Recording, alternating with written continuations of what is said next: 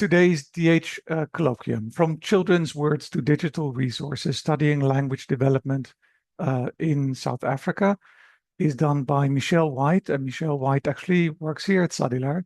So Michelle White is the data scientist here. She has a background in child language acquisition, and she's interested in understanding how children acquire language and how data-driven methods can shed light on this process. Her work encompasses instrument adaptation for under-resourced languages, corpus creation for child language data, and empirical modeling of the impact of social-cultural factors on language outcomes. Her focus is on developing and applying quantitative and computational approaches to language data, and I think that's also what she's going to talk about today. So let me stop my share, and then Michelle, you can take over.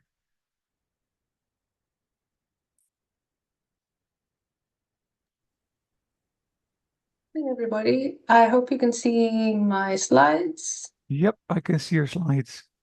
That's great. Okay, thank you for the introduction, Menno, and thank you for the invitation to be here. Today, yes, I'll talk about From Children's Words to Digital Resources. I must say it's not exactly what I study, it's just some ideas I've had, let's say. So now that we're in a more digital humanities space, I've been thinking about digital humanities and child language. So my question that I want to start with is, what is digital humanities and where does child language fit? So we talk a lot, I think, about what is digital humanities. So I'm just going to frame it as having three main attributes today. So this will just be from where I'm going to start the thought process, let's say.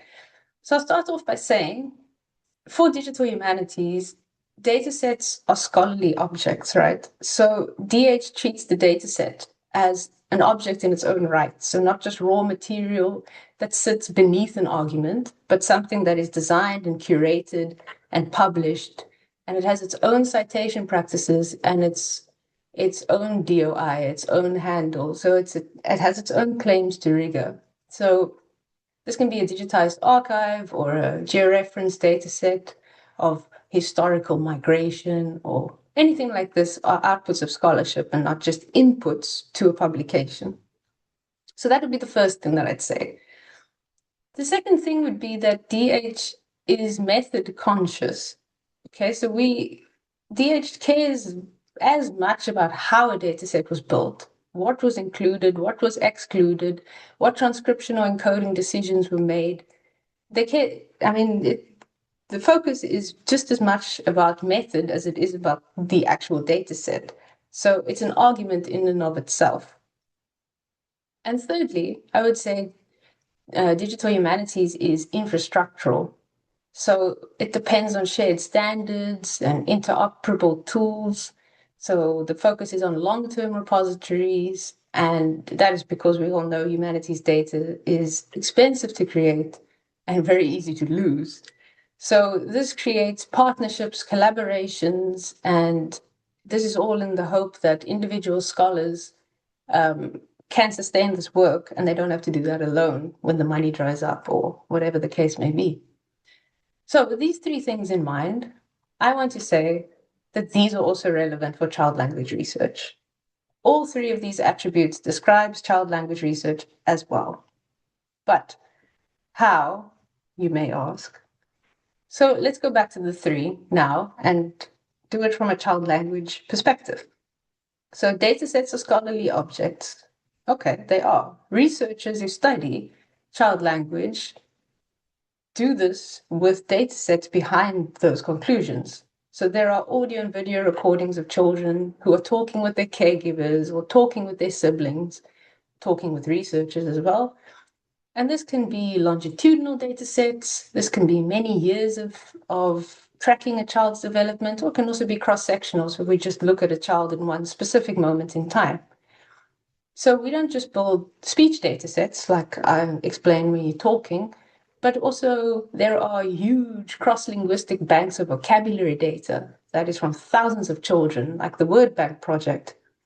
So we have these speech data sets, we have vocabulary data sets. There are also diary data sets where a parent keeps track of how a child develops.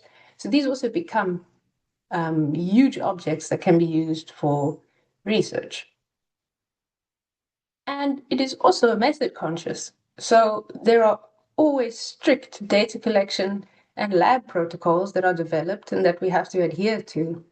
So there are published protocols for how to, let's say, elicit a representative language sample from a child.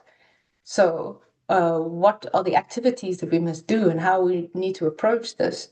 How long a recording needs to be, whether we used free play or whether we use structured conversation, and which one of these produces more reliable data. So these methods are all published, they're all rigorous, they're all needing to be adhered to, much like what you would see in digital humanities research.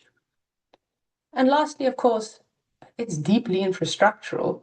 So one of the longest standing shared data repositories in any humanities adjacent field is actually in child language. So this is called CHILDIS, which is the Child Language Data Exchange System. And this was actually built in the 1980s and is still active today. So that is the sort of infrastructure that you'd expect from digital humanities, but it's also there in language acquisition and child language research. We'll talk a bit about this CHILDIS system a bit later. So, okay, these two fields, I would say, are really just two sides to the same coin. So why doesn't child language data show up really in DH conversations? Well, I'll just make the statement that I think it's because we're in sort of disciplinary silos, not because we have nothing to say to each other. Because the work of child language researchers, it happens in linguistics or psychology or developmental psychology. It happens in speech therapy departments and education departments, but not generally in departments that use the words digital humanities or anything adjacent. But the boundary here is quite arbitrary, I'd say. If DH is a set of commitments about data, method, infrastructure, and child language acquisition research is already in that conversation, right? So what I want to do is, as this is a DH colloquium, well, I want to introduce you to child language, and then hopefully now we're going to bridge this divide, and you can already see from what I've said that we have a lot in common. So let me introduce you to child language acquisition. So let's start off by saying it's data intensive. So I've already mentioned in the previous slides that there is a lot of data available, many corpora. So for over 40 years, it has been a corpus-driven field. So we speak about speech corpora again. But so we spoke about vocabulary corpora, and we have data from diary studies, etc. But today, I think I'm just going to talk about speech samples. And starting from there, I would just like to introduce you to the two kinds that we normally encounter and we normally use. So the first kind is what we would call structured speech samples. And the second kind we would call spontaneous speech samples. So that's from the natural environment. So let's start with structured. So this is generally between two people, the adult and the child, and they'd be in a quiet clinic, in a speech therapist's consultation room maybe. They'd also be very structured in the way that the interaction is formed. So let's say the speech therapist would be asking the child questions and eliciting a conversation in that way, or they may ask the child, can you tell me a story, or can you describe these pictures for me? So it's a very sort of slow environment, quiet environment. There's a sequential turn taking. So I talk, the child talks. I talk, the child talks. It's like a game of tennis. You serve and you return. So then if you're asking the child to speak about a picture, tell a story, this would be a prompted form of language that you'll get back. So if you ask the child, describe this picture of a frog, describe this picture of a frog, the child will use the word frog. So you'd be expecting certain things to come from the child's language. So you're expecting frog, you're expecting to talk about certain things in a certain way. So these are language complexity that you can expect, you can predict. Now, if we talk about the natural environment, so a spontaneous speech sample, it's chaotic. So if you just put a recorder in a child's home and walk away, you are going to record a lot of unpredictable things, a lot of overlapping simultaneous speech, highly variable language complexity, because it's all spontaneous. So this is really showing you two different things, but I'd like to focus today on the natural environment. So this is sort of the gold, not the gold standard, but what we all strive for, because this is the most interesting. And we'll talk more about that. So what do we get when we're talking about samples? So this is what you start with. So you end up with data that looks a little bit like this. Starting from the top, you can start with a video, or you can start with audio. But if you have the video, then you have to extract the audio signal from it. But often you just put a microphone down. If it's nice, I mean, it would be great if you could always have a video camera as well. Okay, but either way, you get some audio, you get some video, and then you have to transcribe it.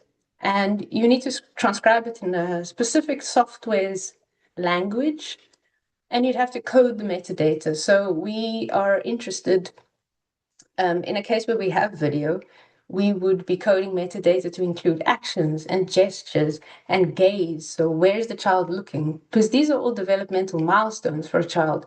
So pointing is a very important developmental milestone. To look and make eye contact is a developmental milestone. So these things are very important to also put into the metadata and to code. Okay, so this is what it would look like.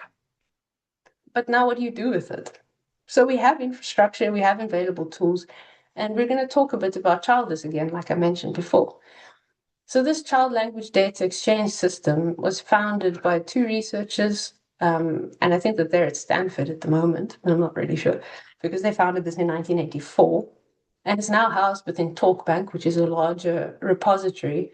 And this TalkBank has corpora that is multilingual corpora, it has multimodal repository available.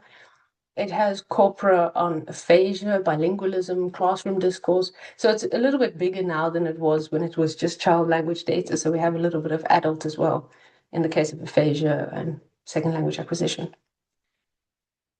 And this is quite a complex infrastructure, but it is quite complex and it's very, very complete.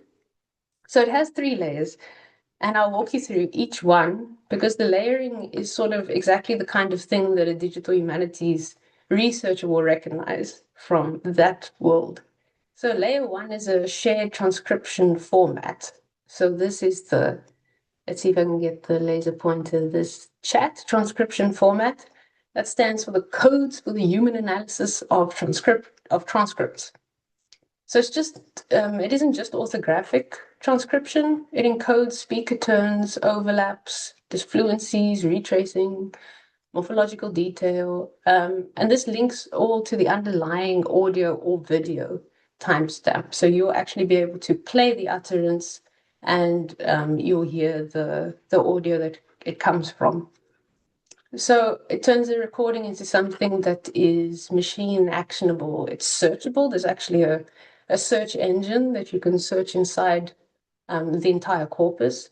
And it's comparable across corpora that has been collected by completely different research teams in different countries and decades apart. Because if you can have a corpus from 1980 and you can have a corpus from yesterday. So it's all sort of comparable.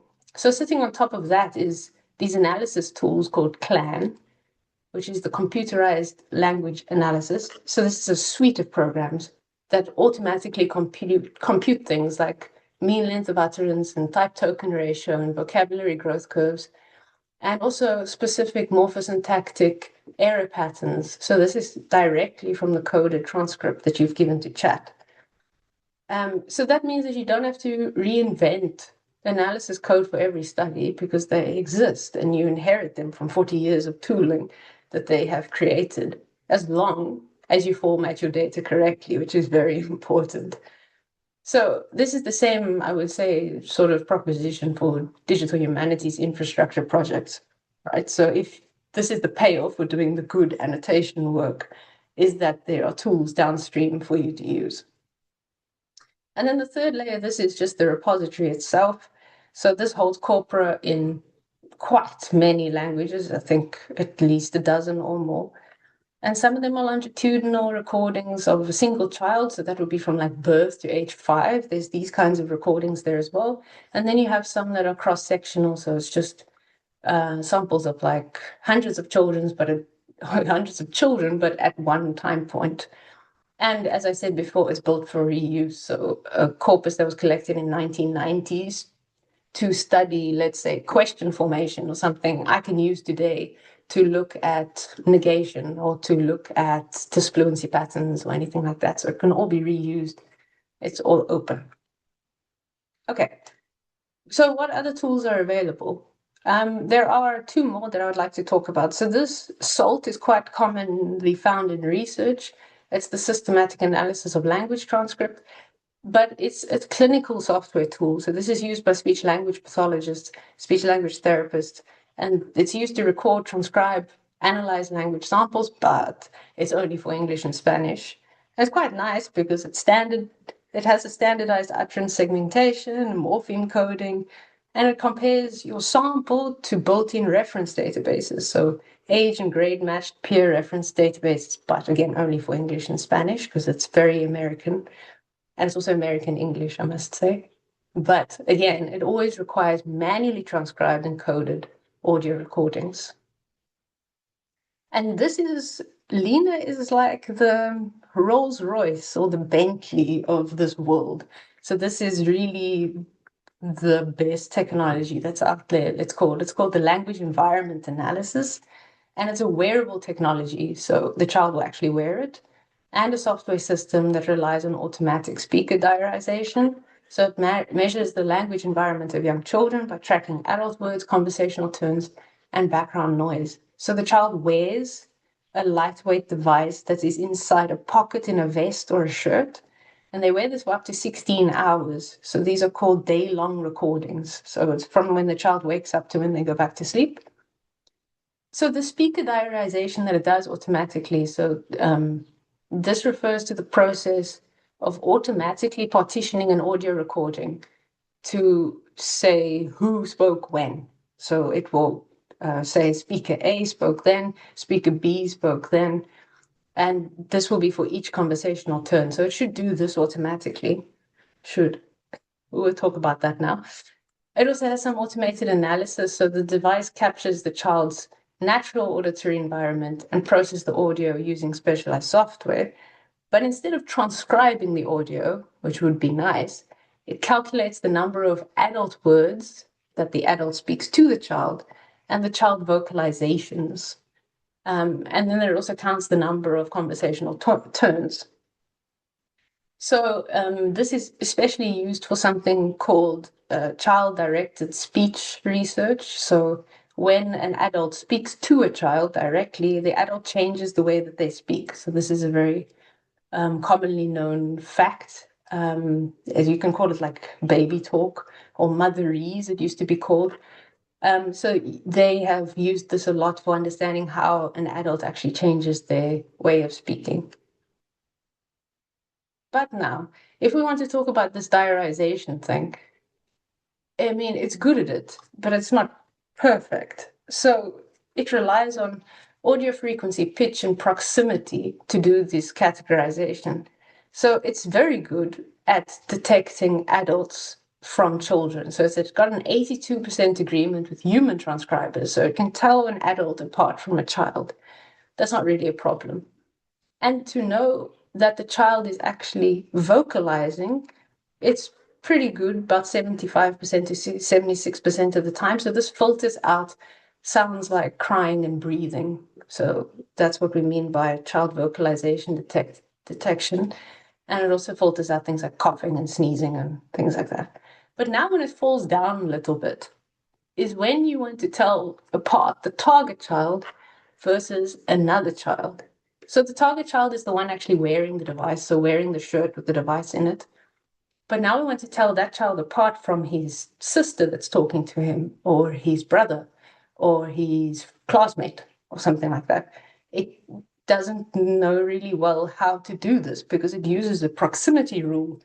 So this device assumes the loudest child is the target child. But you know how kids are. I mean, they're running around on the playground and this one shouts at the other one, yeah, in his face. Then it sounds like that other child is the target child because they're shouting straight into the recorder. So this hasn't worked very well. So there's a lot of peer confusion here. What's interesting is that overlapping speech, so when people are talking all at once, that's very low accuracy. And to say very low is actually misleading because the software throws it out. It doesn't even try to analyze it. It goes, no, there's too many voices all at once. I can't deal with it, and gets rid of the data. So there's not even, we can't even say it's misclassified. It's just ignored in a way. Another thing that it doesn't do very well is to tell males then when a male is talking, but an adult male. So this is normally filtered out as background noise. Because this device is made to listen to children, children speak at a very high pitch. So you know when a child is quite young, you hear them talking high pitched. So it's sort of targeting that range of pitch. Now females also talk at a higher pitch. So this is looking for signals, audio signals from that pitch.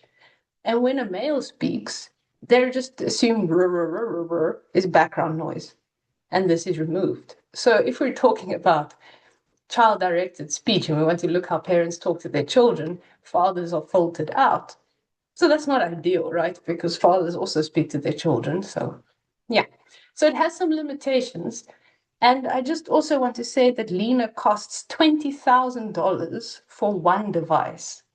So what's that? I don't even know. 20,000 times 18 or whatever it would be. That is really a lot of money for something that doesn't work perfectly.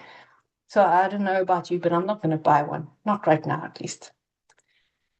Okay, so these are the three tools now I've spoken about. And I want to just point out one thing that is very obviously missing that I have hinted all this time is that automatic transcription doesn't exist for any of these three tools. Now, we're going to talk a bit about why that might be the case. But it is, I just want to show that it has all these three things are very cool tools, very cool analysis techniques, but this is very much missing and this is very important. And why? Well, because we feed it. We want to feed it natural language, so spontaneous speech samples. We want it to be transcribed so that we can see what the child is saying. And this would be great if it was automatic, but because manually it takes 5 times to 50 times the amount of time. So if we have a 1 hour recording, it will take us almost 50 hours to transcribe me as a human. And you can't simply type what you're hearing, right? You need to manually code for parts of speech, syntactic boundaries, and possible developmental errors. So this is really fundamental for child language research. You need to know all this information. And at the moment, this is the only route to linguistic analysis is this really, really long amount of time. So if you want to, I mean, if you're a speech therapist and you want to understand maybe a child's disorder or how the child speaks, okay, so you take a recording and you'd like to have these clinical insights. You'd like to know how you can help this child. But if you've not taken a recording of even 5 minutes, I mean, my goodness, the least amount of time is going to take you is half an hour to transcribe this recording properly. And I mean, if you then have to make a decision, maybe we need an actual shorter amount of recording. Let's make it shorter so that it's easier for me to transcribe. But then what did you actually record? Can you understand anything from a child's speech in a minute or 2 minutes? Well, I'll tell you from experience, you can't. You need quite a bit of time. So there's a real bottleneck here, and we really need automatic transcriptions, but yeah. But I want to show you this in practice, in a way. So on Childers, there is a corpus from South Africa called the Southwood White Corpus. And this was created by myself and Frenette Southwood from Stellenbosch University. And there are other corpora on Childers from South Africa, but I'll just talk about this one because I have an interest in it, let's say, because my name is on it. So these corpora are exactly what I described a minute ago. So they're transcribed, time-aligned, chat-coded samples, and these are Afrikaans-speaking children. And it's freely available for anybody to use, and you can interact with it if you want to. You can listen to it, all of that. It's free for everyone. So this was a research project by Frenette Southwood. I think it was actually her PhD, where she recorded 36 typically developing children. So these are 36 children that hit all their milestones at the right time. But then she also recorded 15 6-year-olds that were diagnosed with a language impairment called developmental language disorder. And then there were another 15 typically developing 6-year-olds and another 15 typically developing mean length of utterance matched 4-year-olds. So they are at sort of the same developmental level. And these are to be compared with each other. Okay. And this was spontaneous speech that was done playing with toys. So Frenette sat on the floor with them, gave them toys, and she played with them and had a conversation with them. My role in all of this was to be the transcriber. So I want to show you what a single transcript would look like. Here you'll see at the top is some metadata. So you can see here the activity type was playing with toys. The design type was cross-sectional, so it wasn't longitudinal, it was just one moment in time. The group type just shows that they're typically developing, so they hit their milestones at the normal, let's say, time, the typical time. And here you'll see the child's age, they're 4 years old, it's a little boy, and they have IDs assigned to them, so CHI is target child, FRE is for the investigator, and here the language is marked as Afrikaans. Okay, so this is all built by hand, which takes not too long. It's this part that takes longer. So, okay, I just took a screenshot of one little block, so you can see above this there's been 250 odd lines already. So this is a little close-up look for everyone to just see line by line. If you click this little triangle, this is the play button. So if you press that, you can hear the child speaking this exact utterance. So it's time aligned in that way, which is also done by hand. And then you'll see 2 or more dependent tiers here at the bottom. So you can see this more line that breaks the sentence into morphemes and parts of speech. And this tier that maps the grammatical relationships between words. So subject, root, modifier, and so on. But I want to draw your attention here to line 258. So the child says something, but here is a transcription of XXX. So that's a convention in Childers that says that the transcriber couldn't understand what the child is saying. It's just unclear. But now look at line 260. So this is the investigator. Here I've written in the comment that the investigator incorrectly attempts to repeat the child's unintelligible utterance. Okay, so the transcriber couldn't understand what the child was saying, and the investigator who's sitting right in front of the child doesn't understand what the child was saying either. So this is an adult, a fluent Afrikaans speaker. Frenette is a speech language therapist. She's been also a linguist for many years, and she misheard the child's utterance. So this is not really a small detail, and we're not going to really gloss over it because it's a reminder that even a competent adult listener, or 2 if you count me, we struggle to understand children's speech every time in the same way, which is a perception problem that we're going to speak about more today. Also, if you look at line 259, here you'll see a new line, which is the error tier.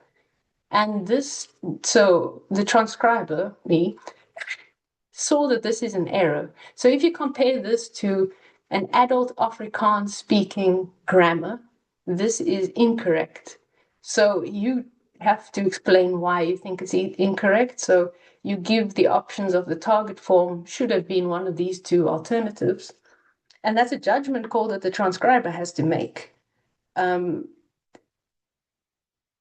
It takes experience. So transcribing this is, all I'm trying to say is this is why it takes 5 or 50 times the amount of time that the recording is. It takes really very long, and you need to have a lot of experience in linguistics, in the target language, in trying to understand what children say in general. Okay. So I also want to draw your attention to the fact, not that just that these corpora exist, but how they were built, because there's a methodological groundwork, and itself is a research contribution. So researchers have published on like the elicitation problem I spoke about earlier, which is comparing conversation, free play, story generation as different ways of getting a representative language sample from a child. And then they've also published, for instance, on how well mothers' own judgments of their children's language samples matched the volume and complexity of the language that was actually produced.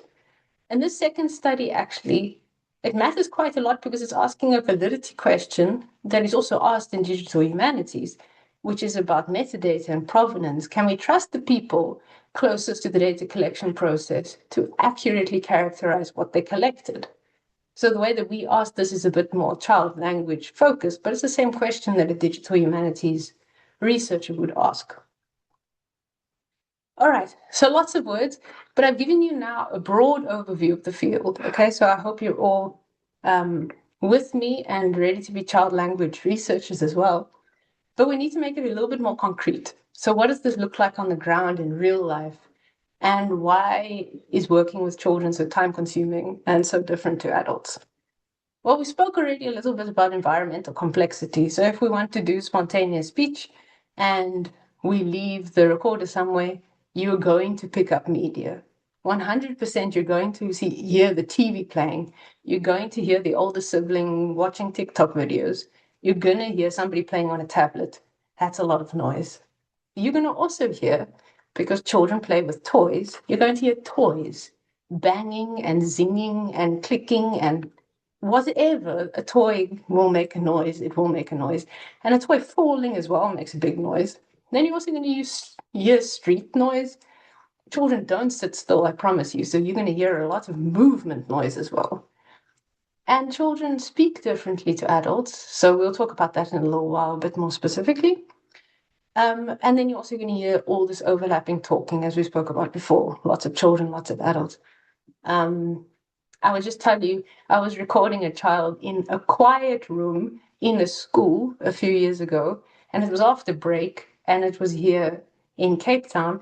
And after break time, there's like a lot of pieces of crumbs and bread and stuff outside, and the seagulls descended, and they made such a huge noise that I had to stop the recording and stop the entire session because I couldn't even hear the child.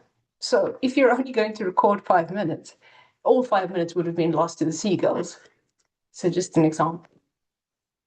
Okay, so what happens with this environmental complexity? Well, it leads to those diarization problems that we spoke about earlier, and that's the foundation of an accurate, let's say, automatic transcription. Most algorithms, or at least that are free or cheap, they struggle to distinguish speech-related vocalizations from vegetative sounds or cries, and also overlapping speech is very common, and the algorithmic tracking is not good. And if you think of a sort of benchmark speech recognition model at the moment, like Whisper from OpenAI, it has a 5% word error rate for adults and a 35% error rate for children. And that is probably one of the best models out there. So there's a massive increase in error rates. But I want to come back to voice. So vocal characteristics that I mentioned very quickly on the previous, 2 slides ago, that children's voices are different to those of adults. So they speak at a higher frequency. So we know that, right? We can hear in our minds that a child goes, very high frequencies, but they also speak very variably, especially their vowels. So you might hear in adult language, if I say boat, and I say boot, you can tell the difference, and it shouldn't be too difficult. But they did this study in 2022, and researchers looked at Korean-speaking children, and they asked adults to listen to how they were speaking, and to ask them, are they saying the equivalent of boat or boot, these two vowel sounds? They couldn't tell them apart in these children. They really struggled. So the question is, why? Why would they struggle? But it's a physiological thing. So a child's speech apparatus is much closer together. So these sounds are produced in a smaller space, and they're almost overlapping. So these are very spread apart in adult speech. So if a child isn't used to, an adult isn't used to a child's speech, this lands in a sort of acoustic, ambiguous zone. So an adult might choose, okay, I'm expecting to hear ooh because it's more frequent, and then they just think a child saying boot instead of boat. So the child isn't mispronouncing something. It's just that the sounds themselves are acoustically closer together in children's speech than in adult speech. So it's harder to tell apart. And then imagine this is harder for a human. I mean, by the same logic, it would be pretty hard for a machine to do the same job. So I just wanted to show you this. This is an MRI, and on the left, it's a mid-sagittal MRI of a 4-year-old child on the left and a grown-up adult on the right in his 50s, I think. So just to show you the difference here, this would be where your vocal folds are. So the things that vibrate here, and these are where the lips are. This is a very, very short area, right? And this is very long when you're older. So the length of the vocal cords to the lips at birth is 6 to 8 centimeters. But in adulthood, that's 15 to 18 centimeters. So children therefore have a higher pitch, a higher formant frequency than adult speakers, because the length of the vocal cords and the vocal tract is shorter in children than in adults. Similarly, the length from the vocal cords to the lips is 14 centimeters on average for adult women and 17 centimeters on average for adult men. So women also have a higher formant frequency than men, which is what we spoke about many, many slides ago now, about the Lena device not being able to tell apart. No, they can tell apart, but that the men are sort of filtered out as background noise, and that's because they have this lower frequency. And then just to show you this chart is answering sort of one, I would say, simple question. As kids grow up, do their vowel sounds become more consistent, or do they stay just as variables when they were little? So if you think about it like this, every time any of us says a vowel, like E and C or the O and so, our mouth, our tongue, our throat, they create a very specific acoustic shape. So if you measured that shape every single time someone says the same vowel, there are small differences, but adults are pretty consistent. We say the same vowel almost the same way every time. Young children are far less consistent. Their vowel shapes bounce around and they're still trying to figure it all out, right, physiologically. So this is tracking that consistency over time. So this axis is a measure of how big and spread out that shape is. And the bigger and more spread out means more variability, more inconsistency. The horizontal axis is age. So this is newborn to 20 years old. And here the green line is children. The blue line is boys and men. And the red line is females, girls and women. And this is the smooth trend line that runs through it. So here, if you look over here near the age of 0, the green line starts incredibly high. And that's the youngest children. And it tells us that their vowel production is highly inconsistent. Then if you see the line as it moves right, it drops steeply and quickly in the first few years, and then levels off and then flattens around here. So the story that the graph tells is quite simple, right? Young children are dramatically more variable in how they produce vowels than adults are. And that goes all the way until 4. And it drops off quite quickly early on, and then it stabilizes quite well. So why does this matter for something like speech recognition? Well, because voice recognition systems are trained to expect a certain amount of consistency in how people produce sounds in order to automatically recognize it. So if a child's vowels are landing in wildly different acoustic zones each time they speak, there's a much harder sort of moving target for the system to computationally understand and to be consistent in the speech patterns. Okay, so let's pull this together into 3 challenges. And I think that they generalize quite well beyond child language research to any DH project. So the creation of any data set is slow, it's expensive, and humans are always involved, which is even more expensive. And this requires, obviously, informed consent from parents and sometimes from children, depending how old they are. And the recordings need to be transcribed, which we've spoken about before is expensive and long. Validation. When is a language sample representative of a child's competence? So I mentioned earlier the study on whether mothers' judgments of their children's language samples matched actual recorded input. So this is a study sort of about metadata reliability, right? It just is from a child language perspective. So the field has to develop explicit standards for what makes a language sample representative of a child's competence. How long does a recording need to be? What setting? What is going to be the activity? And we want to find out what the child's actual language is and not just artifacts of a shy child who sits in an unfamiliar room with a microphone in their face. We want to know what the child really can do. So I think the equivalent would be a Digital Humanities project asking, does this digitized sample represent the whole collection or just what happened to survive the fire or whatever got scanned first? So structurally a pretty identical question.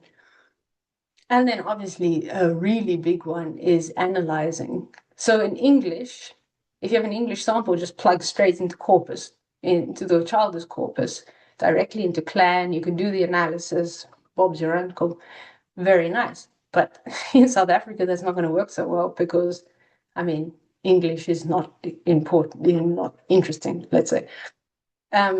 And there are morphological differences, right? So you can't just plug it in there. It's labor intensive now. You need to make new tools. It's a lot of computational infrastructure that needs to be made, created. So the case of South Africa, I mean, we all know we have 12 official languages, one of which is South African Sign Language. There is widespread code switching, and there are agglutinative languages here. So these are not going to work for the tools I described before. So chat and CLAN, the analytic norms of the field were developed on English and maybe some other European languages, but that look very different to isiZulu or Sesotho morphologically and also orthographically in some ways. So something as basic as we need to count the words, the number of words that the child says. How do you define a word? These are sort of basic places that need to be started at and that we can't really take for granted. So building child language infrastructure for South Africa's official languages is not simply a case of let's do the same childless project but in more languages. We need to actually rethink the assumptions that are baked into the original infrastructure. What counts as a word? What counts as a unit of analysis? It has to be renegotiated for agglutinative language. It's a markup problem, it's an encoding problem, it's not just really a linguistic one. Then also we have code switching, so children moving fluidly between these languages. There's no boundaries. They speak isiZulu, they speak English, they speak Sesotho, they speak Afrikaans. Whatever comes to mind, a child will speak. And this is entirely normal in South Africa. And this breaks transcription schemas and metadata schemas and how must we annotate this, let alone transcribe it. And then we also have obviously consent and community relationships. And these are not sort of abstract problems. These are on the ground things that we need to consider because researchers are working with communities who have historically been studied by outsiders rather than being partnered with. So we need to ask questions about who owns the data, who can access it, in what language are our output going to be shared back with the community. These carry real sort of historical weight as well. So I think any digital humanities scholar who has thought about, I don't know, post-colonial archives or community-based digital projects or whatever, you'll know this terrain very well, you'll recognize it. And lastly, sustainability is an infrastructural question. So these corpora are built on soft funding and the labor of, let's say, individual research teams, maybe hosted on a shared repository that itself depends on continued institutional support and continued funding and continued grants. So it's a fragile infrastructure in the end. I think Childers is very much an exception that it survived 40 odd years, but it has the backing of a very well-resourced institution.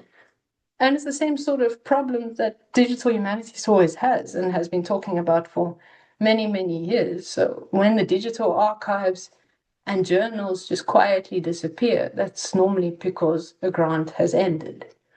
So I think, sort of to sum up, is just to say digital humanities and child language research has a lot in common. We can learn a lot from each other both ways, but there are obviously really big differences between the two. But then we should also look at the similarities. So thank you very much. Thank you, Michelle. Thank you. Very, very nice presentation. We have a few minutes left, and I really apologize for the disruption that we had at the beginning. That took up a bit of time. And next time I'll try to be a little bit more proactive there. Let me quickly see if there are any questions. I see Kale had a comment earlier about the, I can't remember the name, that recorder that children can wear. That's actually pretty expensive. I agree. Yeah. Romana then says, teachfx.com is doing a good job of diarization. It might be worth exploring. Definitely. And Benjamin says, oh, this was related to the background noise of other children watching TikToks, but parents can obviously also watch TikToks. And let me see. Tanya says, I agree on the issue of the soft funding for infrastructure and the dangers behind that. That's definitely a wider issue. No, I agree. I don't see any clear questions. Ah, there's one. Benjamin asks, how would you define digital humanities? I'm not too familiar with the term. I think I that's a feel like very that's interesting asking the wrong question. person. Maybe that's for you. No, but I'd like to hear what you think as well, Michelle.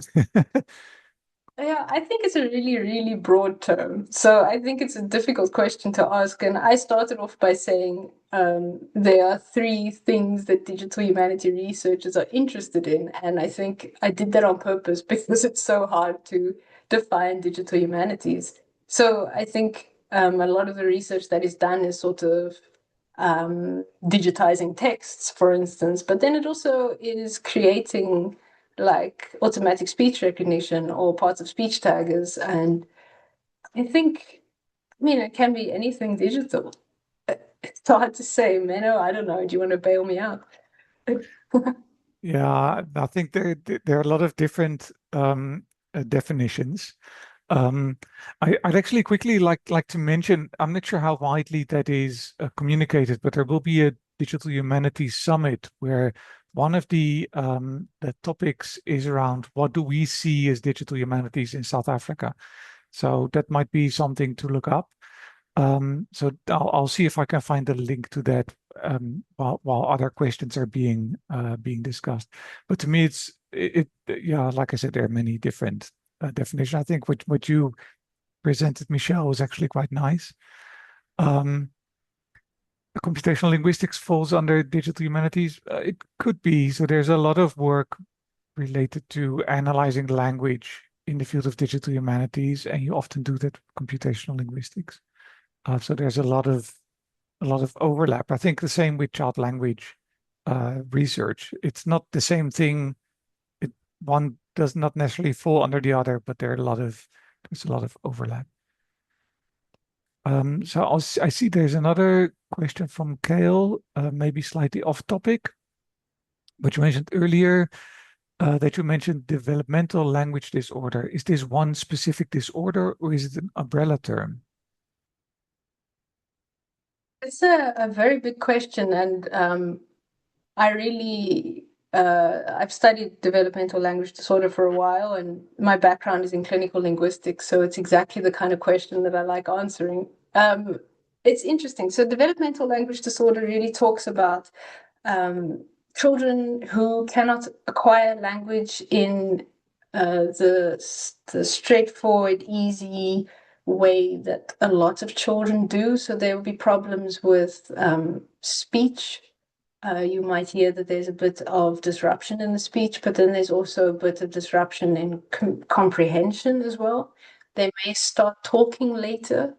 So this is not an umbrella term, no. It is one specific disorder, and it may be confused with other disorders, which makes it very interesting to try and diagnose, and not so easy, because it may look like a speech sound disorder, for instance, but it's not. It's just a production disorder in the sense that you're struggling to put together the syntax of the sentence or the morphology of the sentence.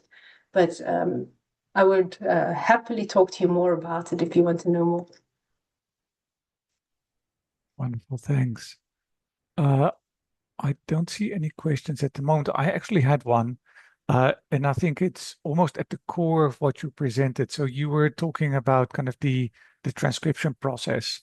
I think a lot of it was about the transcription process. And at some point I was like, these AI models, they are getting so extremely good.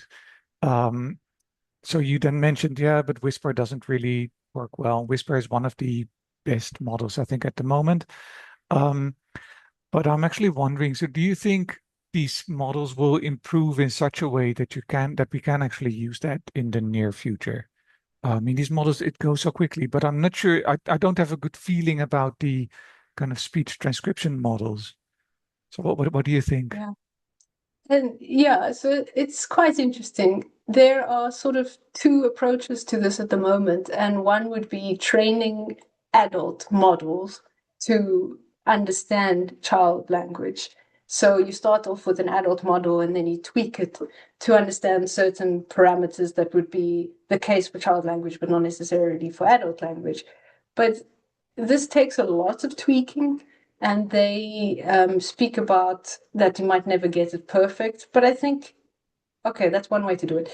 But the best way to do it, which everybody speaks about, is training a model on child language data, which is going to be the best way to do it, obviously.